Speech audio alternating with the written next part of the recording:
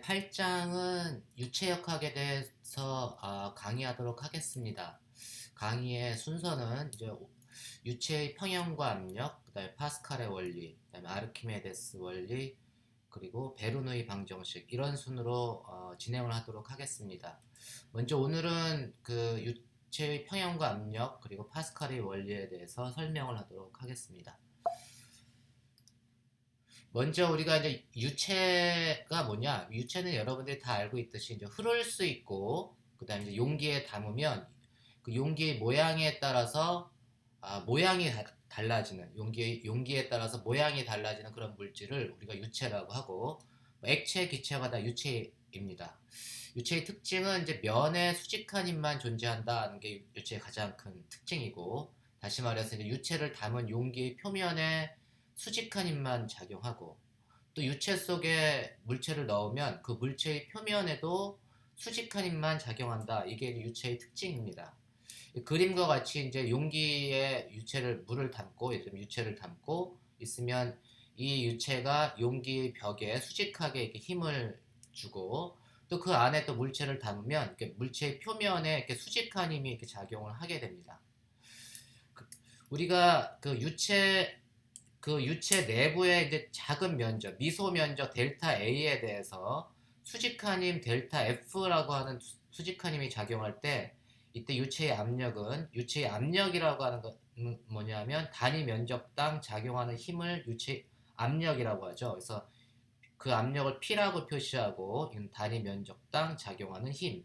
그 다음에 단위는 당연히 SI 유닛으로 보면 면적의 단위는 미터의 제곱, 그 다음에 힘의 단위는 뉴턴, 이렇게 되니까 뉴턴 퍼 메타 제곱이라고 합니다. 그게 이제 압력의 단위이고, 우리가 뉴턴 퍼 메타 제곱을 파스칼이다 이렇게 합니다. 그래서 파스칼 쓰기는 이제 PA라고 쓰고 단위는 이제 파스칼이라고 우리가 읽습니다. 그래서 압력의 단위는 파스칼이고, 파스칼은 뉴턴 퍼 메타 제곱이다. 우리가 실제 이제 유체에서의 압력을 어떻게 측정하느냐? 그러니까 유체가 있고 유체 안에 이렇게 압력을 측정할 수 있는 압력 센서, 프레셔 센서 이렇게 놓으면, 압력 센서 이제 주로 어떻게 생겼냐면 이렇게 지금 그 피스톤에 용처리 연결된 상태, 그리고 그 안에 이게 진공인 상태고, 이제 유체에 의한 압력이 작용을 하면, 그러니까 단위 이 피스톤의 단면적을 뭐 델타 A, 그러면 그 델타 A 이 단면적 피스톤 단면에 작용하는 힘을 델타 F 이렇게 두면, 요 놈이 이제 이렇게 움직이면서 압력이 측정을 될 텐데, 그때 작용하는 압력은 단위 면적당 작용하는 힘, 이런 식으로 우리가 이제 유체의 압력을 측정을 하게 됩니다. 우리가 이 그림은 뭐냐면 그 최적이 부피가 9인 실린더에, 여기 지금 전체적으로 이제 그 용기에 물을 담고, 그 다음에 그 물 안에 이렇게 가상의 실린더를 이렇게 만들어 놨습니다. 가상의 실린더를 점선으로 이렇게 해놨고, 이 가상의 실린더의 부피가 9이고, 그 실린더의 최적에 해당되는 물의 질량을 M, 그리고 여기 실린더의 위쪽 면의 높이를 Y1, 그 다음에 실린더의 바닥 부분의 높이를 Y2. 이거 Y라고 하는 건 이제 위쪽으로 올라갈수록 Y가 이제 커지는 방향으로 했고, 그 다음에 물과 공기가 접하는 요 수면을 갖다가 Y가 0인 지점으로 정해놓은 상태입니다. 그리고 지금 실린더의 위쪽 면에 작용하는 압력을, 위쪽 면에서의 압력이 P1, 그리고 실린더 바닥의 그 높이에 해당되는 지점에서의 압력을 P2, 이렇게 이제 구별을 해 놓은 거예요. 그러면 우리가 이제 그 실린더에 해당되는 물이 있으면, 그럼 우리 이제 유체라고 하는 게 어떤 물체가 있으면 그 유체에 작용하는 압력이 있을 텐데, 유체에 의한 압력이 있을 텐데, 이 실린더의 윗면에 작용하는 힘을 제가 F1 이렇게 드릴게요. 실린더의 위쪽 면, 유체에 의해서 실린더의 위쪽에 작용하는 힘을 F1.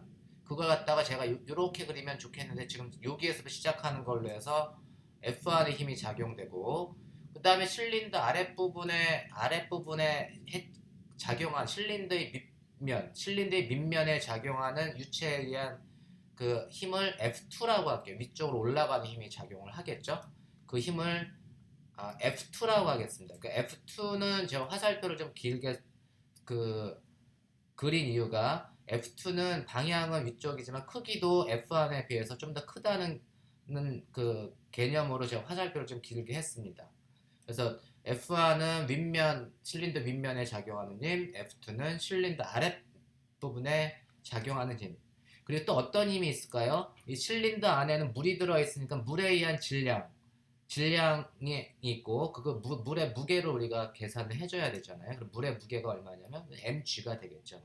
이 실린더 질량이 m인 실린더에 해당되는 물의 무게에 의한 중력, 그게 이제 질량에 의한 중력 mg가 될 겁니다. 그럼 이러한 상태에서 토탈로 이 실린더라고 하는 가상의 실린더, 물이 들어있는 가상의 실린더에 작용하는 그 알짜 힘은 이러한 세 개의 힘의 합력이 되겠죠. 그죠? 세 힘의 합력이 될 겁니다.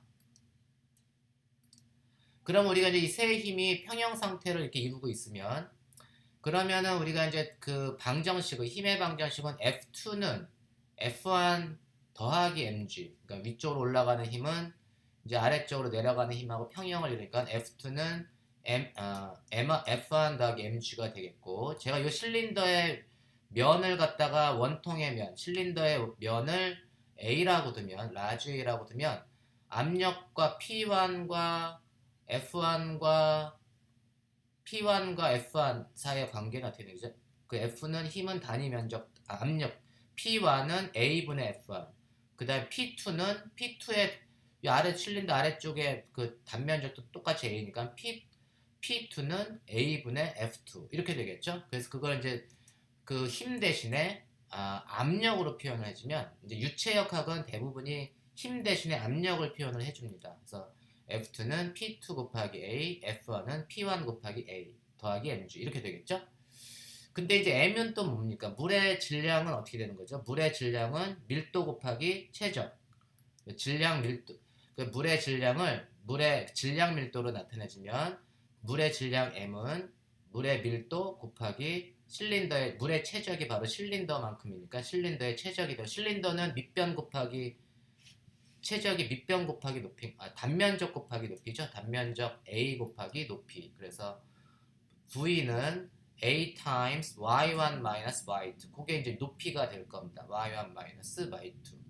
그러면은 제가 좌변도 A를 포함하고 있고 우변도 다 공통으로 실린더의 단면적을 다 포함하고 있으니까 이 단면적 A를 다 캔슬시키면, 소거시키면 P2는 P1 더하기 로 mg 이렇게 되게 로 g y1 마이너스 y2 이렇게 되겠네요. 그죠?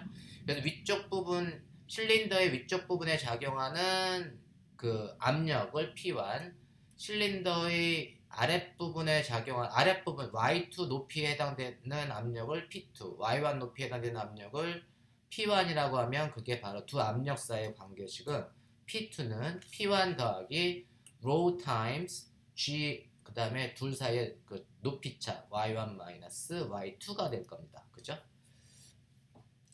그러면 제가 이제 물이 수면이 있고, 공기와 수면이 만나는, 물이 만나는 이 지점에서의 압력을 P0, 이게 이제 대기압에 해당될 텐데 P0라고 하고, 이 압력으로부터 이 수면에서부터 H만큼 떨어진 지점의 높이, 이 높이에서 이 압력을 P라고 하면, 이 P는 P0로 나타내주면 어떻게 될까요? P는 P0 더하기 rho GH 맞습니다. P는 P0 더하기 rho G 둘 사이의 높이차 H, 이때 rho는 물의 밀도가 될 겁니다. 그죠? 그러면 제가 여기 수면으로부터 높이가 D만큼 되는 지점, 요 높은 지점에서의 압력을 그 PD라고 할게요. 이때의 압력은 어떻게 될까요? P0보다 작겠죠? 얼마만큼 작을까요? P0 마이너스 rho g D. 이때 rho g D인데, 그때 밀도는 뭐냐면, 이때는 여기서의 rho는 물의 밀도지만 여기는 물이 없잖아요. 물이 아니라 공기의 밀도가 되겠죠. 그래서 압력은 요 지점에서 압력 PD는 P0 마이너스 공기의 밀도 rho 곱하기 중력 가속도 곱하기 그 높이차 D가 될 겁니다. 그죠? 그래서 위로 올라갈수록 압력이 줄어들고 아래로 이렇게 내려갈수록 압력이 이제 커집니다. 이해하셨나요? 그러면 제가 이제 지금 요 그림은 제가 삼각기둥 같은 건데, 이 삼각기둥을 이제 그 이 그림은 그냥 삼각기둥 그림 어디서 찾아다가 쓴 겁니다. 그래서 제가 그 유체 안에 삼각기둥을 놨을 때, 그러니까 삼각기둥을 위에서 본 그림이 옆에 있는 지금 이 그림입니다. 그래서 같은 높이에서 제 질문은 같은 높이에서 유체 속에 유체 속에 유체 안에 들어간 지금은 삼각기둥 안에 유체가 들어가는데 삼각기둥 안에 유체가 들어간 게 아니라 유체 안에 들어간 삼각기둥이라고 이해를 하십시오. 유체 안에 들어간 삼각기둥에서 같은 높이에 있는 지금 같은 높이라는 의미를 제가 얘기하려고 이렇게 빨간색 화살표로 이렇게 쳤습니다. 그래서 요 같은 높이에 해당되는 같은 높이에서의 압력은 요걸 이렇게 선이라고 보면 이렇게 요만큼의 띠에 해당 최저 면적 요소를 좀 줘야 되니까 약간의 폭이 있는 같은 높이 그 정도 여러분들이 상상하시면 될 것 같습니다. 그때의 압력은 면적의 방향에 무관한가요? 제가 이제 얘를 갖다가 위에서 이렇게 내려다 보면 이 그림이 삼각형의 그림을 우리가 단면을 보고 있는데 그 삼각기둥을 위에서 보고 있는데 이건 직각삼각형입니다. 그다음에 이제 밑변과 이 빗면이 이루는 각이 세타. 그리고 이 빗면에 해당되는 빗면에 해당되는 단면이 이 삼각기둥에서는 저 바깥쪽에 있는 거겠죠. 그쪽에 작용하는 힘을 제가 FA, 이 면에 항상 수직한 힘이 유체에서 작용을 할 테니까 그때 힘을 FA. 그 다음에 요 옆면에 작용하는 힘, 삼각기둥 옆면에 작용하는 힘을 FB. 그 다음에 삼각형의 빗면에 그 밑에 면에 해당되는 힘을 FC라고 하겠습니다. 이거는 지금 삼각형 선에 해당되는 게 아니고 같은 높이에 해당되는 면이 존재한다고 여러분들이 생각을 하시면 됩니다. 그리고 이때 작용하는 힘은 다 같은 높이 선상에서 작용하는 힘으로 여러분들이 이해하시면 될 것 같고, 그리고 그때 빗면에 해당되는 면적, 이 빗면에 해당되는 면적, 미소 면적이 있을 텐데 그건 A라고 할게요. 그걸 SA라고 하면 그걸 제가 그냥 라주 A로 두겠습니다. 그러면 요 면적, 이쪽 빗면에 해당되는 면적을 A라고 두면 이 높이에 해당되는 면적은 어떻게 될까요? 그걸 SB라고 두면 SB는 A 사인 세타에 해당되겠죠. 이거 똑같은 면적이 이것보단 작을 테니까 A 사인 세타에 해당되고 이 아랫부분에 해당되는 면적은 A 코사인 세타가 되겠죠. 그거 A 코사인 세타가 될 겁니다. 지금 어떤 말을 하는지 이해하셨죠? 그러면 이때 이 힘을 갖다가 FA에 해당되는 힘을 이 수평 방향하고 연집 방향 성분으로 이렇게 나눠주면 이 힘은 연집선에 대해서 FA의 방향은 우리가 이제 이게 세타의 각도를 이루고 있다는 걸 쉽게 알 수가 있고, 그로부터 우리가 수평 방향 성분은 FA의 사인 성분에 해당되고 연직 아랫 방향의 성분은 FA의 코사인 성분이 될 겁니다. 수평 방향은 제가 FA 사인 세타, 그다음에 수직 방향은 FA 코사인 세타 이렇게 나누겠습니다. 그러면 이때 이 압력이 같은 높이에서 이 직각삼각형의 그 삼각기둥의 같은 높이에서 그 작용하는 힘의 평형을 이루려면 FA 수직성분은 수직성분끼리, 수평성분은 수평성분끼리 같아야 됩니다. 그게 바로 힘의 평형 조건이죠. 지금 수평성분은 FB의 크기는 FA 사인 세타 크기가 같고 방향이 반대인 지금 이거하고 크기가 같아야 되고, 수직성분은 FC는 FA의 코사인 세타하고 같아야 됩니다. 그렇죠? 이게 힘의 평형 조건입니다. 그러면 이때 우리가 그 SA 이 빗면에 해당되는 면적, 그 빗면의 면적에 작용하는 압력을 계산하면 압력은 단위 면적당 작용하는 힘이잖아요. 그래서 A분의 FA가 되겠죠, 뭐 그렇죠? 그러면 이 SB에 작용하는 압력은 어떻게 되나요? 당연히 SB분의 FB가 되겠죠. 뭐 SB분의 FB. SB가 뭐냐면 A 사인 세타분의 FB인데 FB가 얼마라고 했죠? FB는 FA의 사인 세타라고 했잖아요. FA의 사인 세타니까 사인 세타는 서로 캔슬되고 이것도 A분의 FA가 되네요. 똑같네요.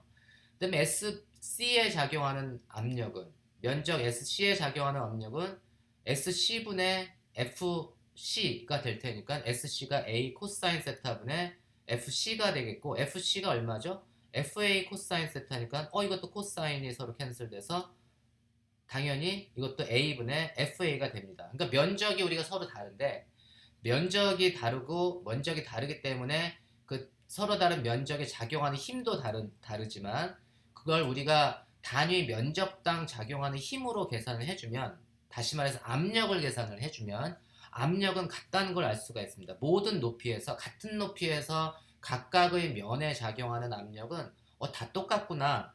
그래서 힘은 다르지만 압력은 같구나 라는 걸 여러분들이 알 수 있습니다. 어떤 게 같고 어떤 게 다르다고요?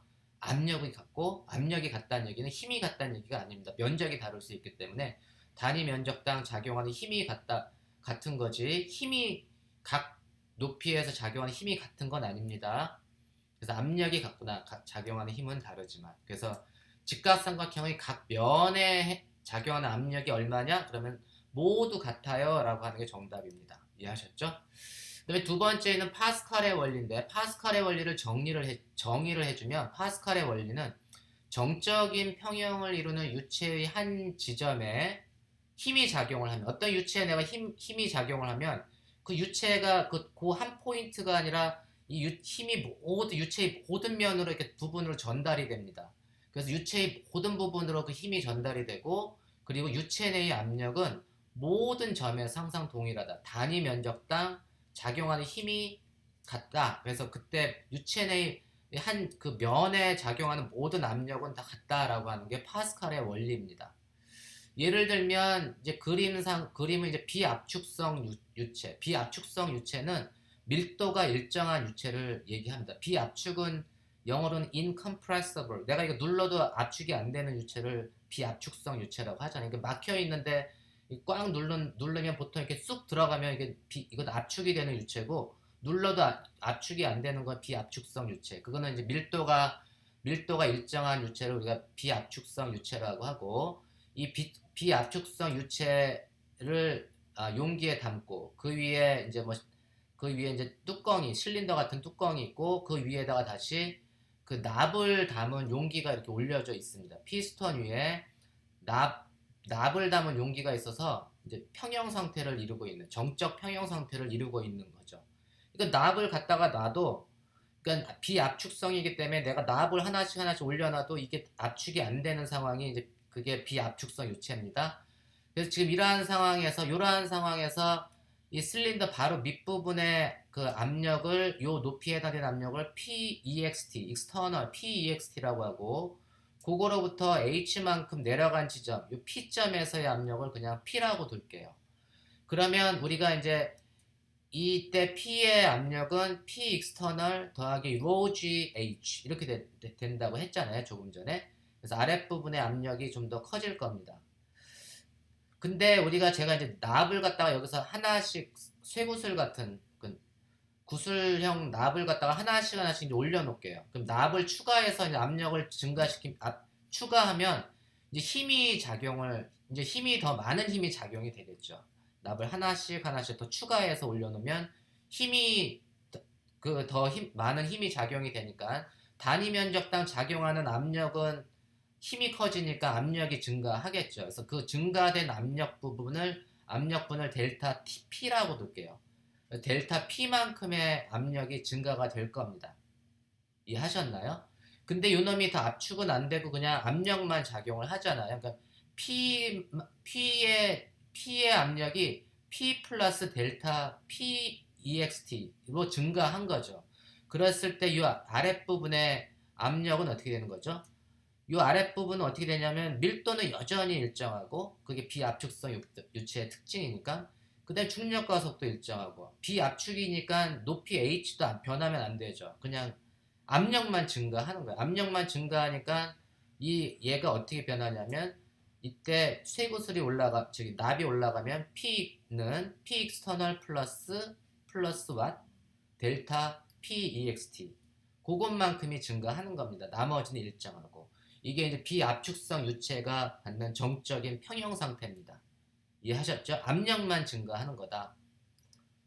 그 다음에 그러면 우리가 그 유압 장치 같은 거 우리가 이제 자동차를 이런 유압 장치를 그 오일이든 기름이든 유압 장치를 이용해서 자동차를 들어 올리는 그런 걸 우리가 유압 장치라고 하는데 이제 우리의 평형 상태에서 보면 이제 요것도 이제 비압축성 유체예요. 지금은 내가 전에 거는 여기를 딱 막아놓고 눌러도 이게 안 움직일 텐데 요거는 이제 양쪽을 좀 뚫어놓은 상태니까 얘를 누르면 이제 얘가 이쪽으로 얘가 이제 올라가게 될 겁니다. 비압축성 유체이기 때문에 뭐 내린 만큼에 해당되는 양이 올라갈 테니까 그런 상태로 우리가 이해를 하시면 되고 평형 상태에서는 위에서 뭐 공기를 주입한다. 힘을 가한다고 할게요. F1이라고 하는 힘이 지금 평형 상태에서는 F1이라고 하는 힘이 외부에서 작용하면 단위 면적당 작용하는 힘. 그럼 이제 압력이 작용을 하는 거잖아요. 평형 상태이기 때문에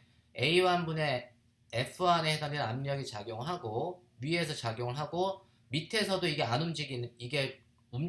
피스톤이 움직이지 않으면 똑같은 압력이 유체에 의해서 작용을 하는 겁니다. 그게 이제 P만큼의 압력이 작용한다고 할게요.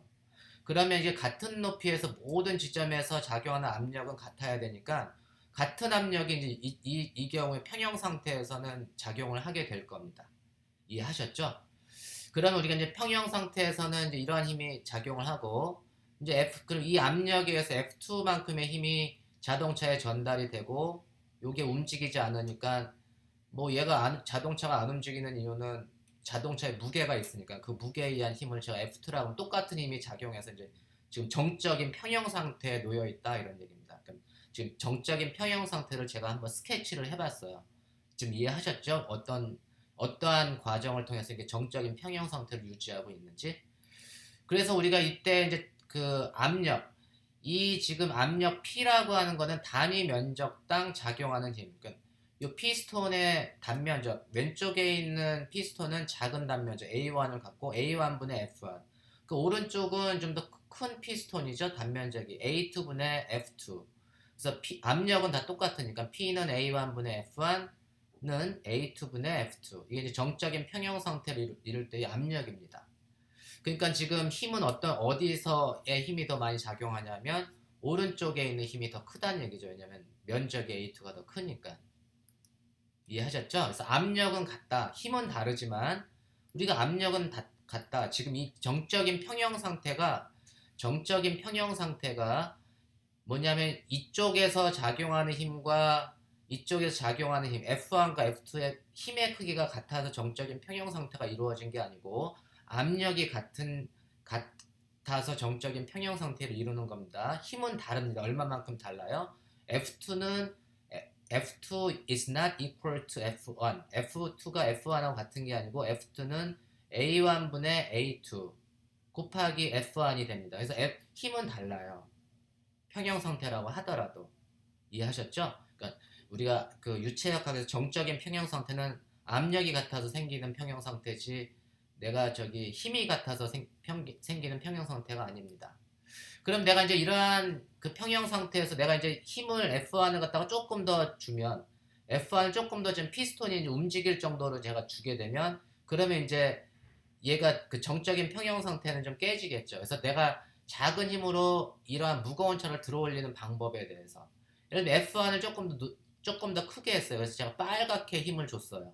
이 똑같은 F1이지만 파란 F1은 정적인 평형 상태에서 아무런 일도 안 했을 때 평형 상태고 내가 추가로 힘을 더 준 거를 제가 빨갛게 그냥 빨간 글씨로 썼습니다. 그래서 F1이라는 힘이 작용해서 피스톤을 이제 움직여야지. 밑으로 좀 내려줬어요. 피스톤을 요만큼 내려줬어요. 피스톤을 요만큼 기완만큼 피스톤을 이렇게 내려주면 그러면 그 양에 해당되는 비압축성 유체가 올라가겠죠. 이쪽으로 그 오른쪽을 통해서 이제 올라가게 될 겁니다. 그리고 올라간 만큼이 피스톤이 요만큼이 이제 올라가게 되겠죠. 그리고 그때 작용하는 힘을 F2라고 하면 그때의 빨간색 F2도 이때 평형 상태의 F2하고는 다른 F2가 되겠죠. 좀 더 커진 F2가 되겠죠. 그래서 이때 이제 D1만큼 내려가고 오른쪽에 있는 피스톤이 D2만큼 이렇게 올라갔다. D2만큼 이렇게 올라갔다라고 하면 제가 그림 제대로 잘 그렸죠? 요 높이에서 요 높이까지 같은 높이까지만 그려주면 되니까 네. 그랬을 때 두 피스톤이 움직인 부피는 같아야 됩니다. 그렇죠? 요만큼 내려간 부피하고 요만큼 올라간 부피는 같아야 됩니다. 그러면 그 부피가 어떻게 되는 거죠? A1 그 단면적 피스톤의 단면적 곱하기 높이가 부피가 되니까 A1 곱하기 D1은 A2 곱하기 D2가 됩니다. 이해하셨나요? 높이 피스톤이 움직인 높이가 같습니다. 그리고 이때 두 힘이 한 일은 힘 곱하기 힘의 방향으로 이동한 거리.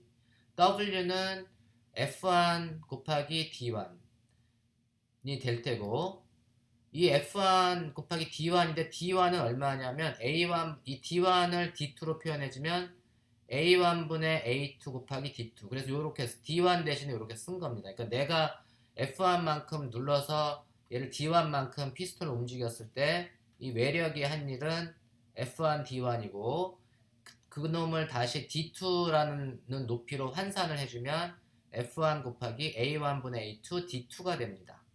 그렇죠? 근데 이건 뭐죠? F1 곱하기 A1분의 A2. 여기서 A1분의 A2 곱하기 F1이 뭐냐면 이놈은 항상 같아요. 빨간색 힘이든 파란색 힘이든. 그러니까 이 놈이 바로 빨갛게 쓴 놈이 F2네요. 이때 이 오일에 의해서 피스톤이 자동차를 밀어 올리는 힘. 그게 바로 빨간색 F2인데 이게 바로 F2입니다. 그래서 두 힘이 한 일. 그러니까 F1이 한 일과 F2가 한 일은 서로 같게 되는 거죠. 그러니까 내가 작은 힘을 가지고 자동차를 이만큼 올렸는데 그때는 어떻게 되냐면 이 과정에서 F1이 내가 한 일하고 F2가 한 일은 서로 같습니다. 여기서 내가 새로운 어떠한 에너지를 창조하지 않았어요. 그러니까 이 과정에서는 에너지가 새로 생겨난 건 없습니다.